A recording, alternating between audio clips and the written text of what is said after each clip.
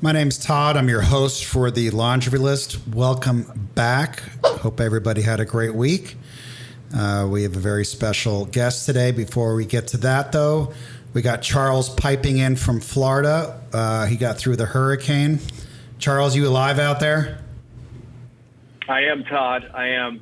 I'm happy to be dialed in right now. It was an intense storm, and as we all know, some didn't make it. I did. Big storm. In fact, the largest storm prior to this was Hurricane Charlie, and Hurricane Charlie actually fit inside of the eye of this storm. So it was a big one. It caused a lot of damage, and thoughts and prayers to all the family members and people that were impacted by this. Yeah, our thoughts and prayers go out to them. That's we take it for granted being out here in Arizona and not having to deal with those kind of travesties. And Blake, how are you doing? I'm doing great. Happy to be here. Happy to have Good. Soraya?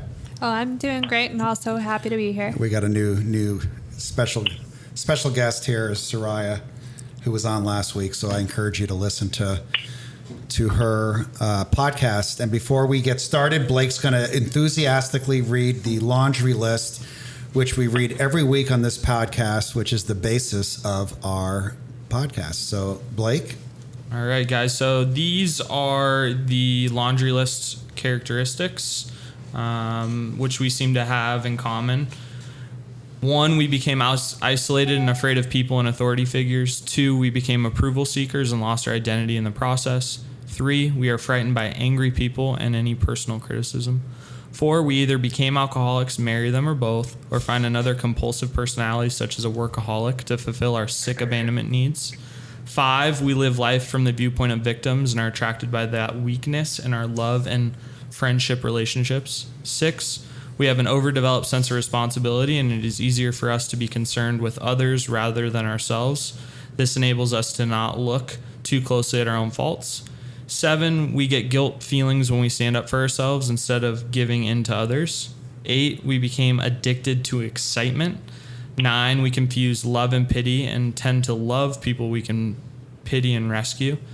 10, we have stuffed our feelings from our traumatic childhood and have lost the ability to feel or express our feelings because it hurts so much. Denial.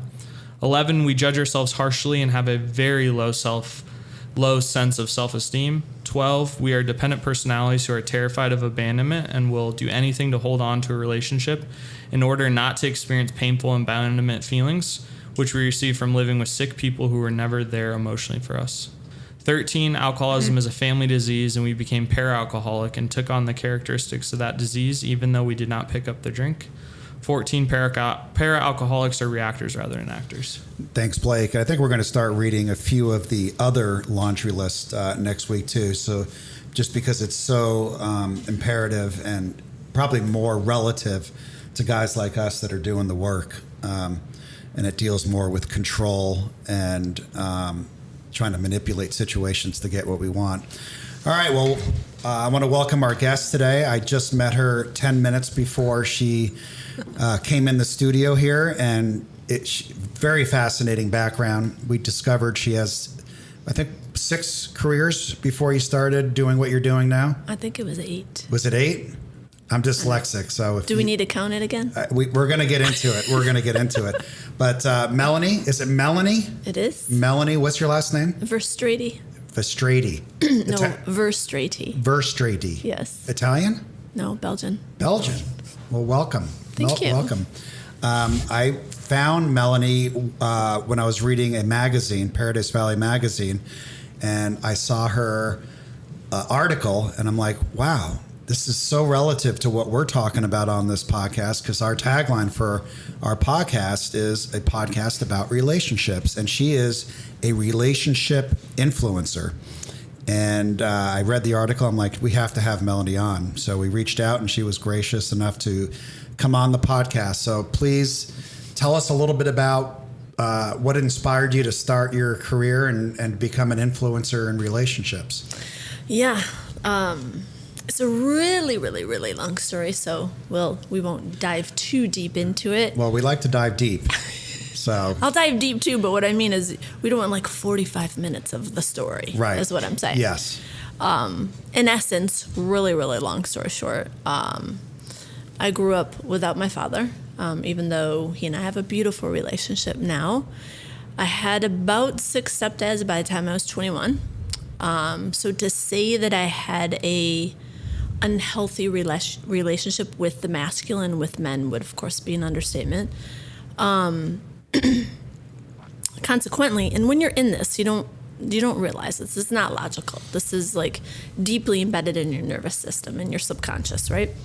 So you just, like that list that you were reading, you become this version of yourself that you think you are, but you're actually not. To survive. Yeah, exactly. It was pure survival. And so So 6 stepfathers by the age of 21. By the I age just of stopped 21. counting. Okay. Yeah. Well, I can't imagine. Yeah, that's a lot. That's a lot of different influences in your life. And, luckily for me, the majority of them were pretty cool, but the one who was with me the longest was an asshole. Mm-hmm. And Probably left the longest footprint on you, too. He did, because it was from 12 to 18, so very formidable years for a young girl. And just to give, like, your listeners and yourself, like, a little, like, snippet as to what it was like to live in that house, I, like, always felt like I was alone. Even with my mom, I felt alone. I felt men always came before me, like the boyfriend, the husband, the whatever. It was like my needs, my, like, boundaries, self-love. What's that? Like, that I'm here to sacrifice myself for everybody else. That is what I thought I was here for. And so with the one stepdad from 12 to 18, he, like, there was this time I was, like, washing dishes, and I was 16 at the time, and if you know anything about young women, we get a little sassy around that age. Hormones are going amok. And I was starting to find a little bit of a voice, although I felt silenced for a while. And he's, like, hovering over me. He was a big man, like 6'3". And he would always watch what I did. And, like, nothing was ever good enough. Nothing was ever good enough. And so I'm hand washing the dishes, even though we have a dishwasher. I'm the dishwasher. And I'm not a spoiled little brat, okay? I was literally, like, the maid, the au pair, the parent. Like, fuck this shit.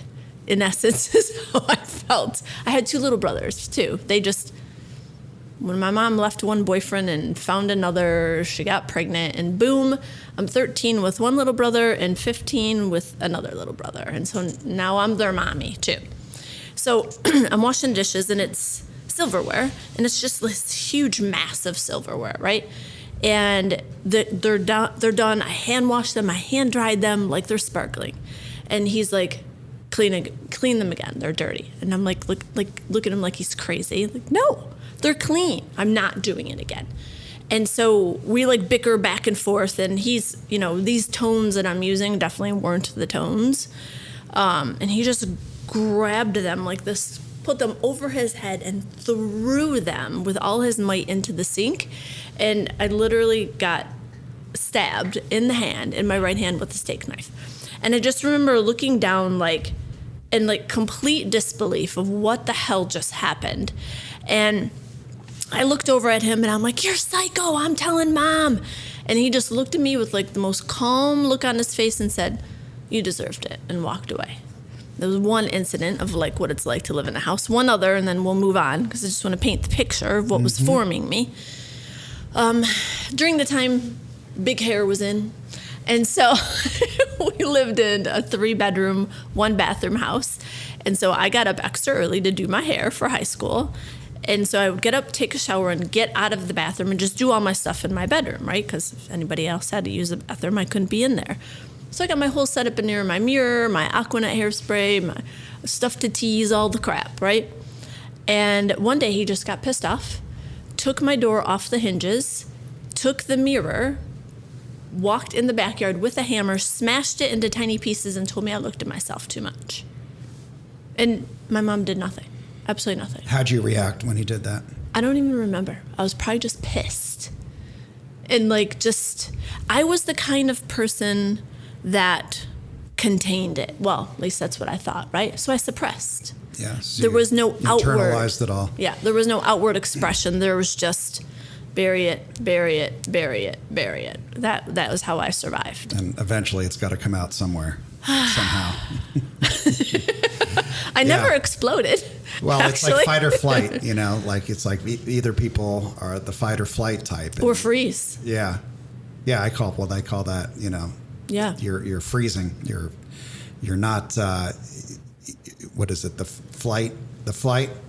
Well, you're not the fighting. You're the fight, the flighting. Well, there's fight, flight, and there is freeze. Literally, freeze is like you go into shock. You're Right. immobilized. This unfortunately happens to a lot of women who are raped. They freeze. It's just a pure survival mechanism. So this is what's shaping me, right? So I then meet who would be my first husband when I was 21. He was 31. And just very dark soul. And I mistaked his attention for what it really was. So I thought to myself, oh, this guy must really like me, because he's like overly attentive and overly all these things. No, girl, he's a psycho. You just didn't recognize the red flags Characteristics of a narcissist. because you. It's about them, not you. So much. And it was so much about control, manipulation. And in all honesty, like, I knew he wasn't the love of my life when we got married. I knew it, but I didn't trust love, because love left me again and again and again and again, with all those stepdads, with my dad, with my emotionally unavailable mom. So love, I don't want that. I don't trust that. Love's bullshit. So when talking to your 21-year-old self, why do you think you stayed? Why do you think you married him in the first place? And why do you think you stayed? Security. And he... Financial security or emotional security? Well, Both? that's the funny thing. That's what I thought, but it was neither. It really was neither. Because he portrayed himself as, and he would say this to me over and over again. He brainwashed me. Nobody's ever been there for you. I'm the only one who's ever there for you. Your mom's a piece of shit. Your family's a piece of shit. Everybody has left you. I'm the only one. He would say that over and over and over and over again. And then he would point out the proof of it, right? So then it's getting into your psyche and you're like, yes, he is the only one. Start to believe it. Yes, he is. I see how people get brainwashed in cults and things like that. It's like, oh my God, he was like a complete mindfuck. And so being super young and naive and all the things and trusting, I was like, okay, he's the one. And I don't have to, he loves me more than I love him. And I actually like that, because then if he ever hurts me, it won't hurt that much. And again, this is not logical. I'm on the way other side of this now, right? So I can reflect back and I can understand how I did that, why I did that. What were the things that were running me that I didn't even know were the program, right? So we had 3 kids together, and our marriage was never really good.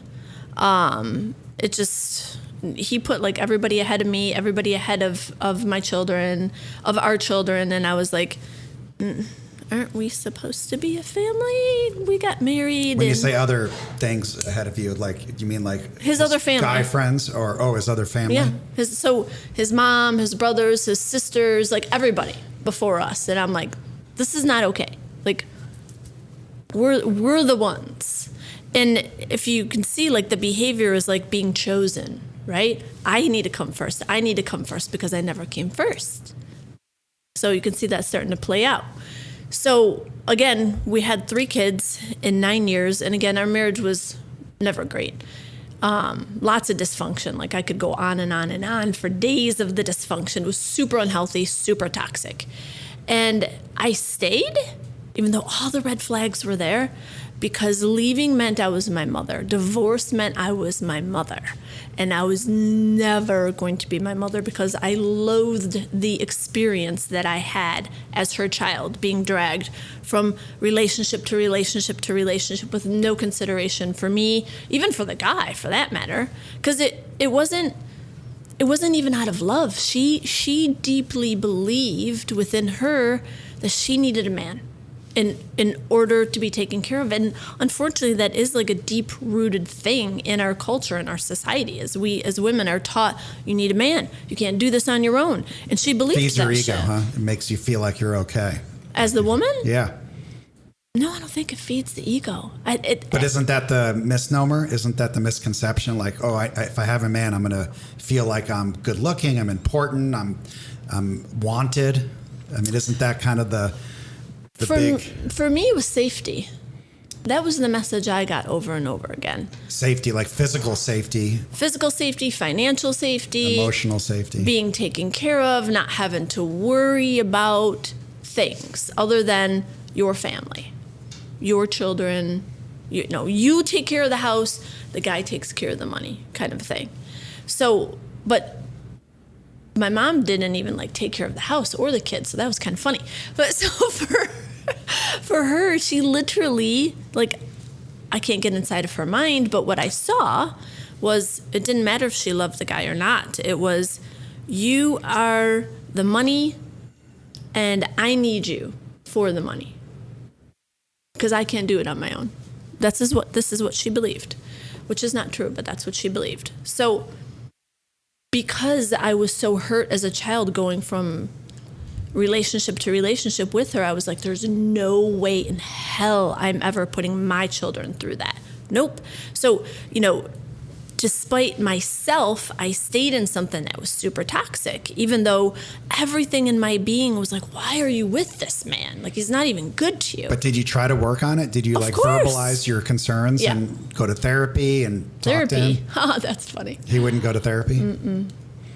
So when you try to have healthy conflict with him, what was the response that he you got? would shut down and cut me off with his words. Like, what would he say? Like, He just wouldn't talk to me. He'd give me the silent treatment for days. to be passive aggressive towards you. And then I would have to go to him to apologize to make it better because I didn't want the conflict. Yeah, that's one of the laundry list traits we read. Yeah. So it's this manipulation and mind fuck, right? That you're just you're so inside it, you can't even see outside of it. But the beautiful gift was one day in his crazy behavior, he woke me up at like 2, 3 in the morning, literally in the middle of my sleep, and was like, "We should get separated." And I looked at him like, "You're insane." Okay, like to me, first of all, I'm like, I'm the better catch in this relationship. Like, I am genuinely a good wife, a good mother. Like, I've tolerated so much of your shit, and you're telling me we should get separated? Like, So that made you angry. it was like a great big joke. Right. Like, dude, I should be saying this to you. But I said to him, you're crazy. We have 3 kids. Divorce is not an option. We're not doing it. We're not doing it. It's no. And I said, we'll just get counseling. And then he said, counseling is for pussies. Interesting, isn't it? Yeah. So the beautiful thing, I Do you don't think know. he was monogamous in the relationship? I don't even know. I don't even care. I don't even allow it doesn't even matter. Right, but somebody who's like so narcissistic and like lays out the red carpet and says, "You're so broken. I'm going to take care of you. I'm going to be there for you." They put on the show to get you, right? Yeah, yeah. And then the different person shows up for the next, 15, 20 years. Yeah. And you're like, wait a minute, what happened to the Romeo that was sweeping me off my feet, telling me he's going to save me?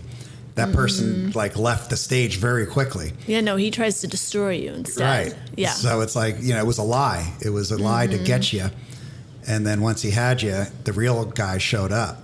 And, Yep. And it's like, wow, that was the bait and switch right there. Yeah. And but you learn from our experiences, right? We learn from, okay, we're not going to do that again. Well, we learn And then over we and learn. over again until we actually get it. So you got divorced from him. Yes. After how many years of marriage? 9. 9 years. And what did life look like after you got divorced? Well, so when he pulled that crap, right? The next morning I woke up and I was like, okay, what am I even fighting for here? I don't even like this person as a human, let alone a lover, a husband, the father of my children, a man. And I'm going to say why, because I'm afraid of people judging me, of like, oh, you're divorced, you're broken, like this broken bullshit, because that's what you think, right? Broken home. It's like, in and of itself is a terrible thing to even think about or to talk about like that. There's nothing about you that's broken. So I thought about my kids, and that's the reason I left. I was like, if I stay, I am showing my daughter this is how a man should treat her. No fucking way. No way. And if I stay, I'm showing my boys that this is how they treat a woman. Nope. This shit ends with me. Was he physical with you? No. Physically abusive? Just verbally abusive? Emotionally abusive. Yeah. So made you feel less than, criticized you, you're never good enough, never made you feel like Loved, a woman, cherished. Yeah. Like a true marriage? Absolutely not. Wow. So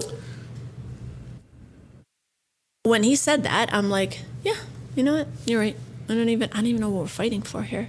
But he did it as a form of manipulation. So I was like, we're done. Like, I filed for divorce. Like, that was it. It's over.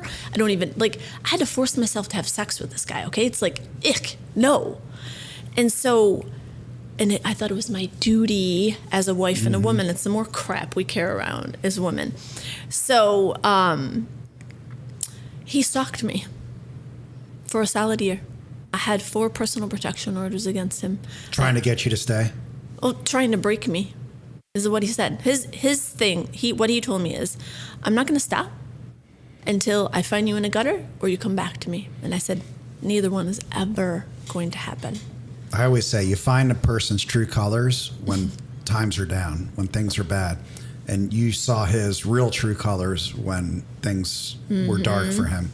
Yep. And you need someone that's going to, be the brave, impactful man that's going to like protect you. A real when man. Times are down. A real man.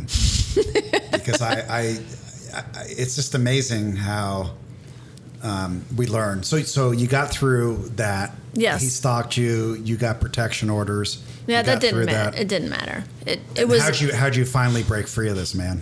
So, after a few years, Were you dating at this time? Mm-hmm. Okay. Yep. And did he try to intimidate the men you were dating? He did everything. Let's see. Let's talk about what he did. He was hiding in my bushes, spying on me.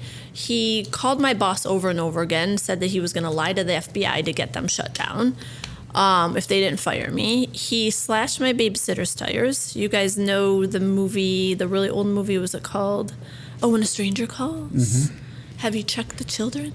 Yeah, he sent me a text like that while I was out with my girlfriends. Like, what? So I go home right away.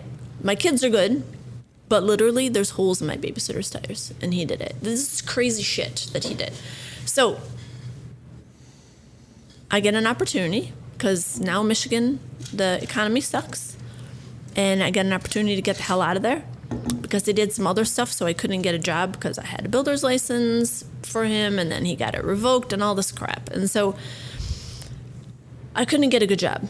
So I went back to school, got my 4-year degree from Eastern, was working full-time selling electronic medical record software, and had my kids. I don't know how I did it. I really don't know how I did it. Tim Hortons coffee was the lifesaver because I was up all night doing my homework, drinking that. And I was like, I got to get myself and my kids away from this guy, because not only was he trying to break me, he was trying to get my kids to hate me. So my kids were 3, 5, and 7 at the time. And when we shared custody, because I did the right thing, air quotes, we shared custody. And it was the worst thing I ever did because he just used them as weapons and pawns against me. And they would come home and say terrible things to me. And they were literally like my world, like my babies. They were with me all the time, like 99.9% of the time. So I'm like, I have to get away from him. He's either going to kill me, ruin my relationship with my children, and all the above, right? So I had an opportunity in Arizona here to work for Xerox in like copier sales. I think I got 3 offers over here. I was like, Arizona it is. Hell yes. We're out. Like, I don't even know why I live in Michigan anyway. And you could do that with co-parenting? You were allowed to leave? No. I had to go through a 3-day custody battle to leave. And at the end, the female judge, who was very, very, very clear in the beginning, she does not separate parents easily, and she had a really good relationship with her father, so she made that very clear, because my daughter and her father. And at the end of 3 days, she said, "You made this too easy on me." Those are her exact words to him. Like, I had so much evidence as to the lack of not only a good father, but a good human. That she was like, go, please take these children. So now that you look, how many years ago was that when you guys when was that? divorced? 2008, I was officially divorced. So 2008. Do you look back and have you done any reflection on the similarities and the qualities in the stepdad who had the most influence on you and the ex-husband, and how they made you feel, like emotionally, like what feelings came up for both of them? Because it sounded like, based on the the dishes story, and then some of the stories you just said about your ex, that it was pretty similar in how they both made you feel. The deep-rooted issue here that came about in my healing was unworthiness. Unworthiness. So you would take it. Yep. Take it. Why? Because I'm unworthy. Yep, because how can I be worthy if every man who's supposed to love me, aka stepdads and dad, how can I be worthy if they treat me like this? If they keep leaving. Right. Not just treat me that way, but leave. Yeah. That was really it. So I had some deep abandonment issues, clearly. Deep abandonment, unworthy.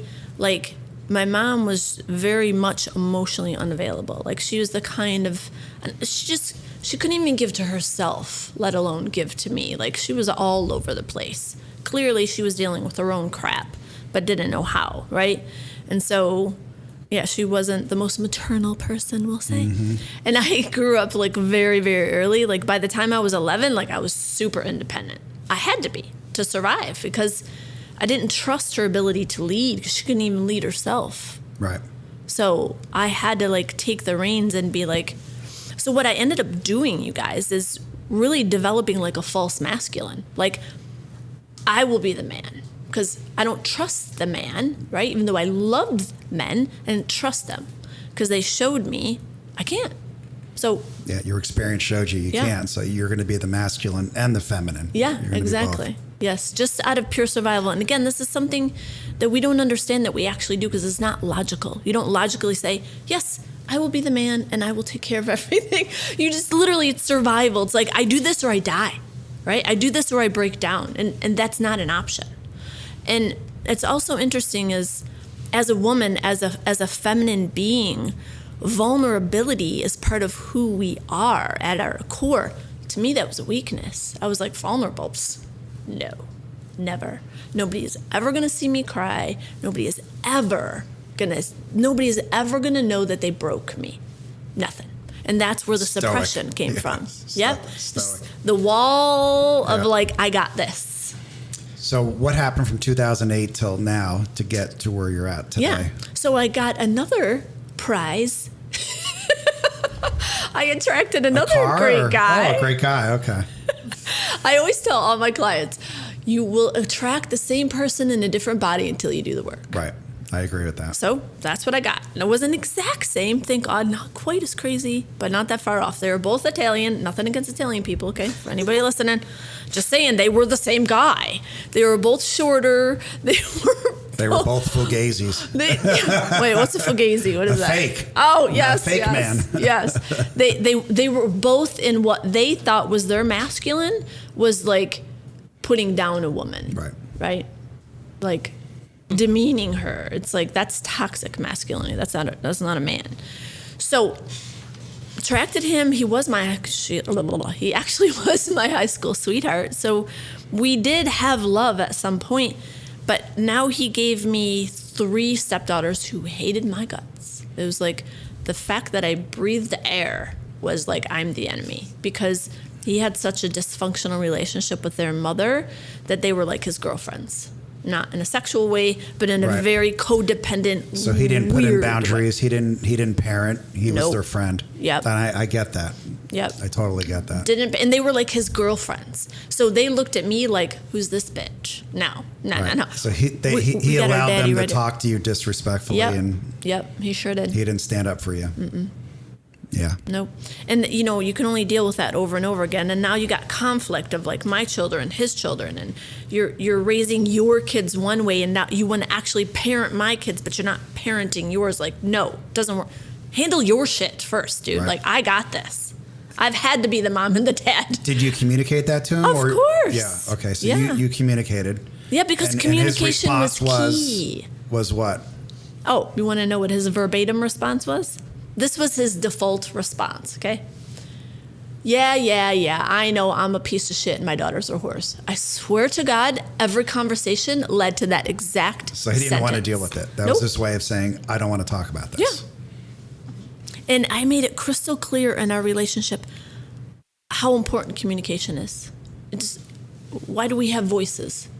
To communicate our needs, to communicate with each other, right?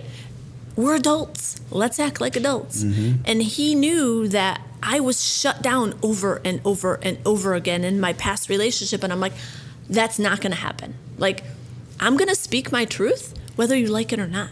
And it's always going to come from a good place. But you might not always like what I have to say, but I have to say it. I can't be shut down anymore. And so in that's when he got defensive. And I'm like, I'm just trying to have a conversation with you. I thought we were two adults. And did you guys live in Arizona? Yeah. Even though you were high school sweethearts in Michigan, right? Yeah. Okay. Yeah. And you were both out here. Mm-hmm. And how long did that last? 5 years. 5 years. Yeah. No kids together? No. Biological kids? Okay. Six separately. 3 and the 3. Brady Bunch. Yeah, dysfunctional Brady Bunch. The Brady Bunch actually worked. So 5 years, and you've had enough. Had enough because it was just endless fights. It was endless fights about the kids. And then, it's just over and over and over and over again that his family got involved. Then the daughters were telling lies to the family that I'm mean and I'm a bitch. And you don't know when she's being fake. And I even said to him, I go, listen, if you think it's true, all these things that your daughters are saying about me, why would you want to be with somebody like me? Like, what is wrong with you that you wouldn't want to be with somebody that toxic? If you really believe it. Yeah. You know I'm not like that. I was raised a certain way. I know what it feels like to have an awful step parent. Would never do that to another human. So one day he got in my 16-year-old son's face, who, seriously, you guys, I'm not one of those delusional parents that think her children are the best in the world and everybody else is awful. I genuinely have really good kids. But I worked hard to have really good kids and to have loving, open, good humans. I would always tell my kids, listen, I'm not here to raise assholes, okay? So, sometimes you have to parent hard. So I share that with you because one of them was my 16-year-old at the time. My oldest boy, we're in the kitchen and we're play fighting because I signed him up for boxing. And so we're cooking dinner together, play fighting. And my husband at the time comes running from the living room, gets in his face. Clearly he's just holding on to a bunch of crap because there's absolutely no reason for this altercation.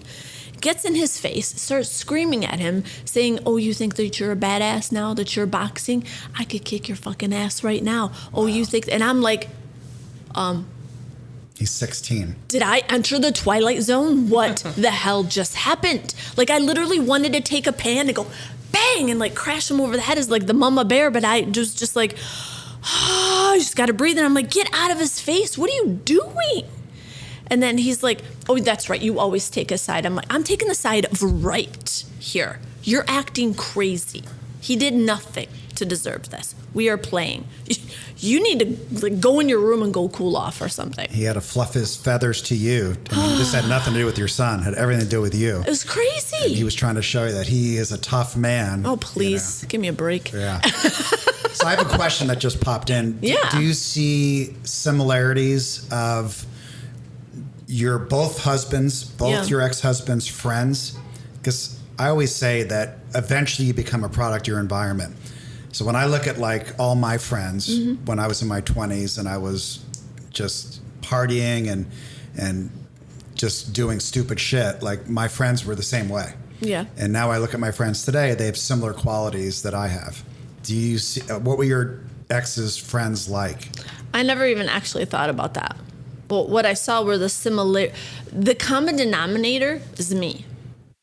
I'm the common denominator. And the thing that I realized in the epiphany, I like to call it come to Jesus moment. It was like the realization of, holy shit, you're getting divorced again? Again, Melanie? Like, what is wrong with you? It was asking that question. What is wrong with you that you keep not only attracting these toxic men, but choosing them? Because I attracted good men too, but I ruined it. Because I was afraid. So I would sabotage it on purpose. How would you sabotage? I would just end it. I'd ghost them. I'd end it. I wouldn't do anything like that goes against my own morals, like cheating or anything like that. I would take the chicken shit way out and like act like they didn't exist. Right. That's in essence what I it was did. a feeling that you weren't used to.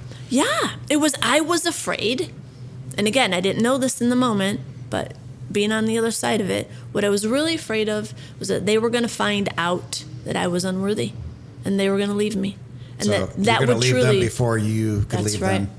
Yep. Exactly. Yeah, you left them first. Yep. Well, let's get to the part where you finally decided that this time in your life you want to do what you're doing now. Yeah. And what inspired you to quit the corporate America, the capitalistic type of job, and then say I'm gonna do this because this is my passion. It really had nothing to do with quitting corporate America. It was just the evolution of Melanie. It was literally in that epiphany, that awakening, right? Of like, what is wrong with you that you keep doing this?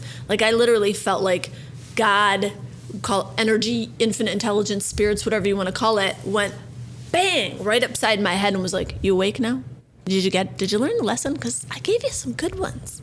Pretty sure you're awake now. And I did like a 180 in that moment. Like, literally, this ends now. When was that? What year was that? 6 years ago. 6 years ago. Yeah. It was like, whoever this is right here running this shit, like, she needs some work. So I knew I was a common denominator. Like, yes, were they both toxic men? Yes, but I chose them. I still chose them. And stayed. Yeah, exactly. I tolerated the crap. I didn't speak my truth. I did all those things. So it was like, I'm the common denominator, which that's what we all have to do if we want to create any kind of change in our life. You have to have like radical truth with yourself and look yourself in the mirror and be like, you did this. Like, you are your only problem and you are your only solution. So you had that moment of awakening, and what'd you do with that? Everything. Like, I worked on me like it was my job. So what are some of the highlights of of that? Everything. Let's see. Let's count the ways. Yeah, I'm always curious on how people find their true self. Yes. So podcasts, books, coaches, retreats, Tony Robbins stuff, Bob Proctor stuff, Reiki work, healing, energy work, chakras, embodiment. Like, when I tell you, if it existed, I tried. I even did ayahuasca and Kambo. I was determined to fix me because I felt broken. Mm-hmm. I felt broken, and there was no way I was ever going to get into a relationship like that ever again. And I realized I have to come first. And so for the very first time in my entire life, and I was like in my 40s, I put me first. Me. And the very first thing that I did is I competed in a fitness competition because I was like, I always wanted to do that. So, boom, let's do it. And then I won first, and second. And I was like, next, what else are we going to do for Melanie? And it was like this radical self-love for all parts of me. The broken, quote unquote, broken, the perfect, the wounded, the healed, the inner child that kept repeating her patterns and didn't know that that's what she was doing because all she really wanted was to feel seen, heard, and loved. All these parts in my healing and me working with different people and different modalities and doing literally what my intuition was telling me to do, I turned into the real me. The real me. And like a lot of people say, like, and were you dating through this process of doing all this work? Mm-mm. No, you're just working on you. Yep. It was all about It's hard to do both, isn't it? I didn't want to. Yeah. Like, I'm done right now. Like, my life needs to consist of me. Right. And of course my children, like that just goes along with it. But it was like me. Like, this is the Melanie show right now. And this is not selfish. This is the definition of self-love. Right. And in that healing of myself and in noting who I became, I was like, holy shit, This is why none of the careers worked out. This is why I went from job to job. This is why I felt unfulfilled, because this is my path. This is my passion. This is what I have to share with the world. Like, all that crap wasn't in vain. I needed to go through that shit to have the empathy, the compassion, and the passion to be able to share this with other people so I can show them it doesn't have to be this way. There's a better way. So when did you start your business? I forget. I lose track of time. Couple years ago? No. I don't know. 4 years ago? I like to say 6 years ago because that's when I started working on me and I was my first client. 3-4 years ago? I don't even know. You were your first client. I like that. I like it too. I'm still my best client. Like, a thing that a lot of people don't understand, like, when you're a coach, you're a mentor, you're still working on you. Like, I work on me every day still. Like, I become a better version of me every day.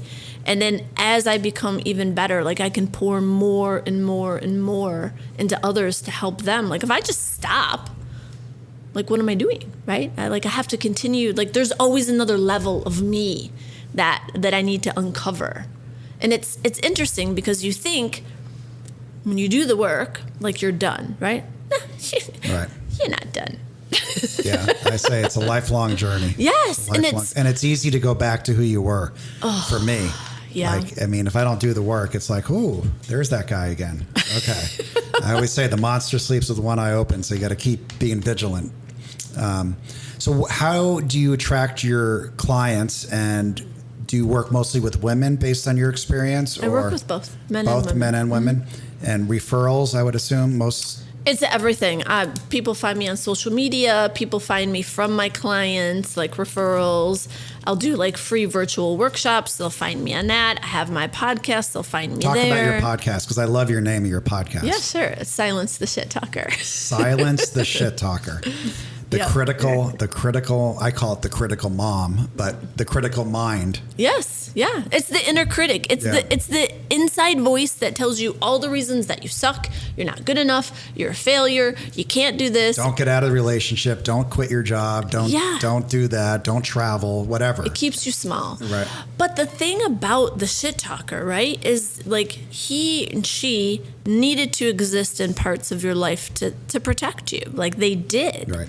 Like that's, the versions of you as like a child whose needs weren't met. That's where that voice started to come from. So it's when you can befriend the shit talker, you're no longer you're not like, when you try to fight it, you're just feeding it because it's energy, right? So something a lot of people don't understand is your thoughts. First, you're not your thoughts unless you choose them, right? So it's usually the shit talker that's running.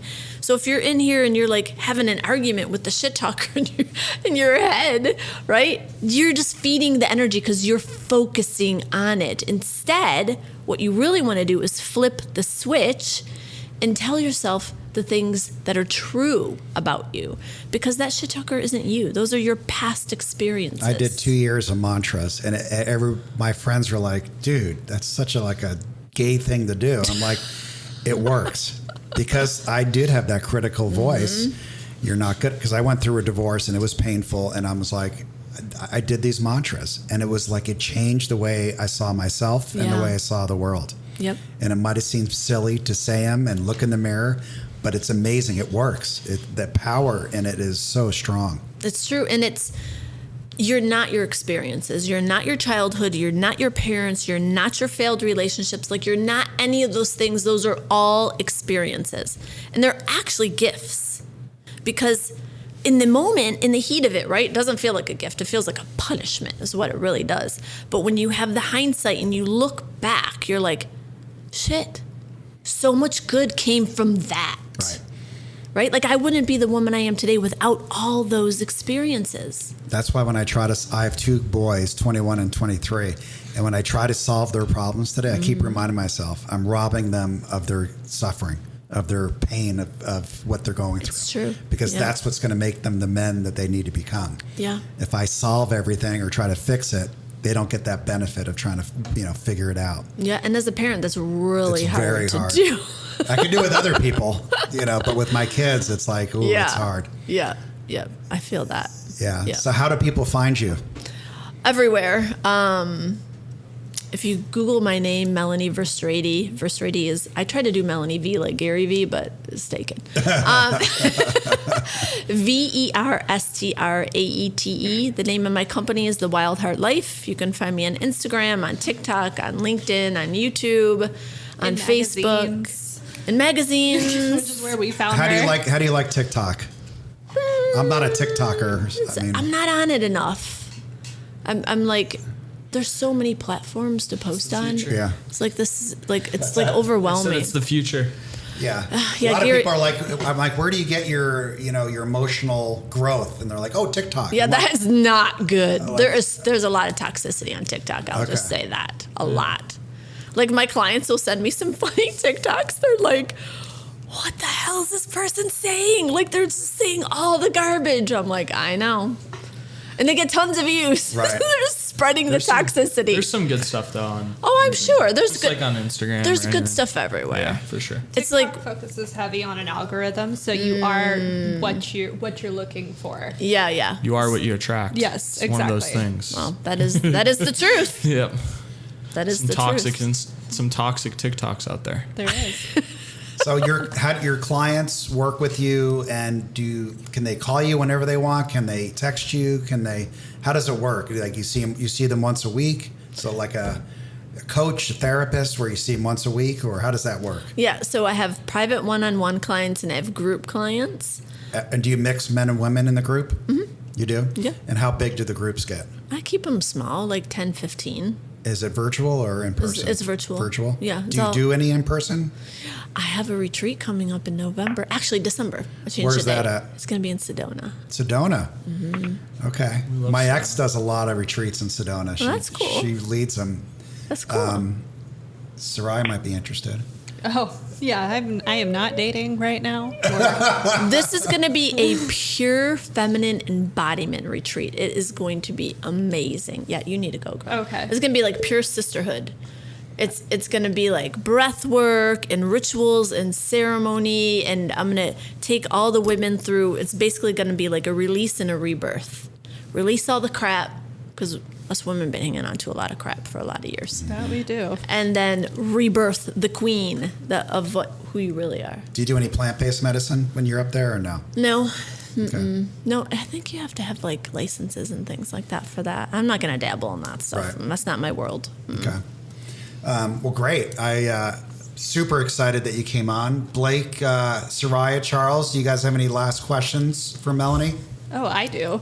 So I know that, all of the men, or not all, but a lot of the men in your life have, showed toxic traits and they've taken it out on you. Do you ever find yourself hiding parts of you from other people out of fear of reaction? And when you catch it, how do you try and fix that? That's a good question. Thank you. So I've definitely healed my masculine wounds. I've healed the feminine. Like I feel I fully embody the essence of feminine energy. But yeah, there are some things that, even though I attract a way higher caliber man now, like beautiful mind, body, and soul, there's still parts that are afraid to be fully seen. And I saw that. And I didn't, it's interesting when you do this work, right? At the end of the day, we're all still human. I don't care if, like, until you get to Jesus's level, like, you're still a human being. Like, Tony Robbins still struggles. One of my mentors, Bob Proctor, was also a mentor. He still struggled before he died. Like, I don't say struggle. You're still growing, right? There's still another version of you. And so you have kind of like this misnomer within yourself too, especially when you're in the spiritual world, that you think, oh, I went through that thing, right? Like that awakening of like the epiphany of like the second divorce. Oh, it's done. That's it. That's such a joke. Like you get like, boom, here's another awakening, baby. Are you ready? So it's like, oh, shit, this is another version of me, right? So it's like an invitation. Like, okay, This is who you say you are. This is who you want to be, right? This is like the real you, the divinity within. Are you going to rise up or are you going to shrink back down? And the invitation is always there. I don't care how much work you do. It's always there. And it's like a surprising thing for you when you're in it, because you're like, wait, I thought I was done with this. What's this? And so that being seen, for me, what I saw in myself was I was afraid for anybody to see the, I don't want to say vulnerable, because this is vulnerable doing this. Seeing the less than perfect version of me, seeing the messy one, seeing the one that doesn't, not dirty messy, like seeing the one that doesn't necessarily always have it fucking together, seeing the version that is tired of doing it all, because she's done it all her whole life and had to do it all, right? So I saw that, like, trying to hide a little, and I was like, oh shit, you're still there. And the medicine in that is just allowing yourself to be seen. It is to feel the fear, because it feels scary, because, the little wounded little girl is in there like nobody's ever seen, right? And when I did show, nobody paid attention. So in those moments, you allow it. That's your medicine. And then your nervous system feels that response, right? Because it feels scary in your body, feels like fear. And then that work is the healing. Like, you did it. You did it and nothing catastrophic happened. You did it and somebody actually saw you. And it's the only way to get close to people. Yeah. Like, when I have it all figured out and I'm like, look how great my life is. Look how great I am. Look how I don't have any pain. No, Yeah. You can't get close to people. Right. It's not real. It's not real. You're not being real. And that's like, thank you for bringing that up, because I feel like truly, especially in my world, right? Like, Tony Robbins had that awesome documentary, I'm Not Your Guru. Like, people will put you on a pedestal and think that you were perfect. I'm still human. Like, do I know more than most? Yeah, but I've done the work to know more than most. But again, I'm still human. I still falter, right? I'm not actually perfect. I'm not at Jesus's level yet, but I'm working on it. Yeah. And to me, that's more attractive. Like, someone who's got it all figured out and has all the answers and never shows a tear. And, like, I don't want to get to know that person really well. Yeah. I want to get to know the person that just lays it all out, and it's messy and it's broken, and it's like, because then I can connect and I can be real. Yeah. Because you're showing me that you're real, I can be real. So true. And it's inspiring, too. I mean, most of the reason that I wanted to do the work on myself is because you, Todd, you're so open about everything that you're dealing with, that you're struggling with, how you're putting in the work. And that inspired me to do the work on myself. That inspired me to leave my relationship. That inspired me to do things like start working out, find my own form of therapy, go to actual therapy. Like, seeing the people that you are around working on themselves also inspires you to work on yourself. So it is very important to be vulnerable in that sense. Right. So beautiful. So true. Yeah, and I think the crazy thing just from our kind of tight-knit group of community is how freeing and awesome it is to be vulnerable and be honest. And it's almost when you're in scenarios that you can't be, because maybe one, you don't trust the person that you're talking to, or just that isn't probably what you should do in this social situation, I really realize how almost disingenuine those relationships are. Like, I'd much rather have people that I can tell Todd, like, hey, I'm really, down on Blake today. And it's like, you'll figure it out, and that's, those are kind of the things. And I guess the one question that I would have for you is, do you see any of your kind of their kids growing up in a household, or, going through a couple divorces and seeing you do that? Do you think that that's impacted them in any way? That's an awesome question, too. Yeah. So I was really, really, really concerned about them when they were young, right? Like, I was like, holy shit, my kids are going to need therapy until they die after this. Because, in all honesty, my kids were better off not having a father than having the father they had. So the thing that's so cool that most people don't understand is, as I had a better relationship with me, as I stepped into my power, as I unbecame all that crap that I thought I was, and really I say stepped into my power. It's so deeper than that. As I became the real me, right? Like the divinity within, the queen within, the perfection within. They just magically like turned into awesome kids. Like they're such good kids. They're so well-rounded. They're good humans. They have love and compassion and drive, and they're just good. They're grateful. Are they perfect? No. I mean, what are their ages now? 18, 20, and 22. And so to answer that, it was me working on me and having a relationship with me is what helped them step into themselves, the better version of them. And it's interesting because as parents, we think, talk, do as I say, not as I do, right? But they emulate who you are. No question. Yeah, it's not what you say. They don't give a shit about what you're saying. Yeah. Who are you being? And so as I became, right, part of the real me, I like to say the real me because that wasn't the real me. That was like the representative. It just shined such a beautiful light on them and their own divinity, like their own power. Does that answer your question? Yeah, for sure. Thanks. Yeah, we have a saying around here. We use it often. To thy own self be true, and trying to figure out who that self is and be true to it over and over again. Yeah, and as a culture, like we're so taught, especially as women, I just have to say this because I am one, that like that's selfish. You can't think about yourself. What are you talking about? You're a wife. You're a mother. You got to do these things. You got to do that. And I know men feel this too. So you have to like give till it hurts, right? But when you do that and you don't fill up your own cup, what are you giving? Like you're a shell of a human. You have nothing to give. And like it's a ritual for me now that I have my me time every morning. Every morning I read, I have my coffee, I have my quiet time, I listen to quiet meditative music, I study whatever like my intuition leads me to study, I meditate, I dance, I do like feminine ritualistic, like it's just feminine stuff. And I fill in my cup. And then like I can just give now, and I never run out. Like I can give to my clients, I can give to podcasts, I can give on social media, to my children, to myself, to significant others. Like I can just keep giving and I don't run out.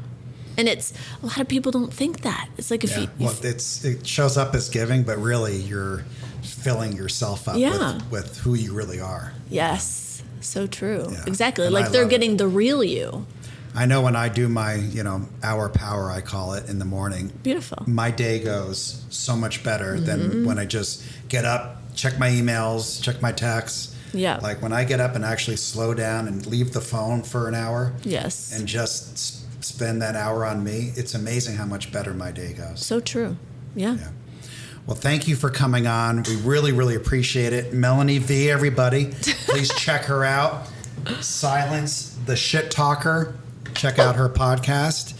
And we will see you next week on The Laundry List.